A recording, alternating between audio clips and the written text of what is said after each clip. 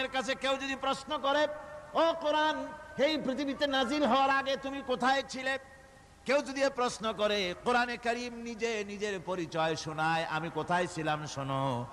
বাল হুয়া কুরআনুম মাজিদুন ফি লাউহিম মাহফুজ, বরং এই কিতাব অতীব মর্যাদা সম্পন্ন সুরক্ষিত ফলকে লিপিবদ্ধ ছিল, আমি ছিলাম লৌহে মাহফুজে, সেখান থেকে এসেছি।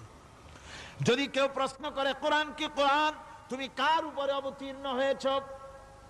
জবাব কোরআন নিজেই দেয়, ওয়া আমিনু বিমা নুজিলা আলা মুহাম্মাদ ওয়া হুয়াল হাক্কু মির রাব্বিহিম, ঈমান আনো সেই জিনিসের উপরে যেটা মুহাম্মদ সাল্লাল্লাহু আলাইহি ওয়াসাল্লামের উপর অবতীর্ণ হয়েছে।